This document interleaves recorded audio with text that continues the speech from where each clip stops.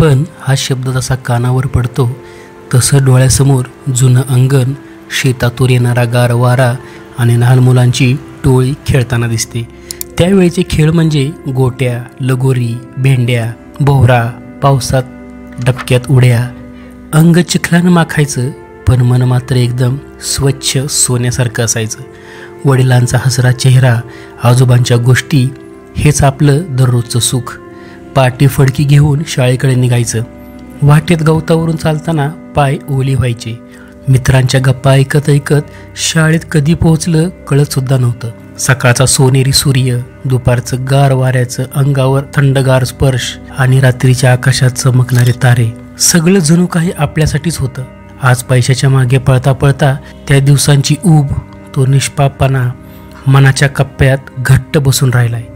गावच्या मातीत पाय ठेवला की अजूनही ती माती हळूच कुजबुजते, अरे इथेच तुझं बालपण हरवून गेलंय। त्या दिवसातले सणवार तर अजूनच भारी।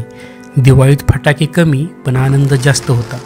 पोळ्यात बैल सजवायचे, भोंग्याच्या तालावर गावभर मिरवणूक निघायची आणि संध्याकाळी सगळ्यांनी एकत्र जेवायचं।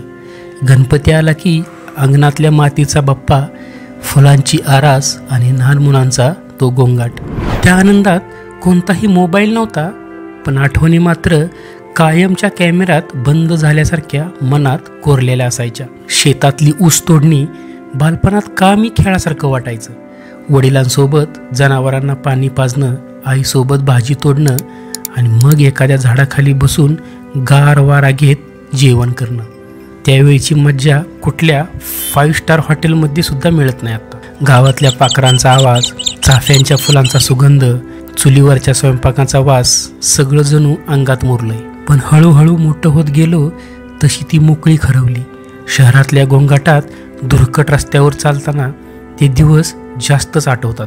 कधी वाटतं पुन्हा एकदा त्या माळावर धावावं, पुन्हा पावसात भिजावं, पुन्हा त्या आईच्या हातचं जेवण खावं, पण आता सगळं फक्त आठवणीत उरलंय। तरीही बालपणाच्या या गोड आठवणी आयुष्यभर मनाचं अंगण उजळून टाकून राहतील आणि आपल्याला वारंवार सांगतील, जग कितीही बदललं पण तुझं खरं सुख त्या निष्पाप दिवसातच होतं। म्हणून तर म्हणतात, बालपण दे ग देवा। मित्रांनो, व्हिडिओ जर तुम्हाला आवडला असेल तर व्हिडिओला लाईक आणि चॅनलला सबस्क्राईब नक्की करा। धन्यवाद।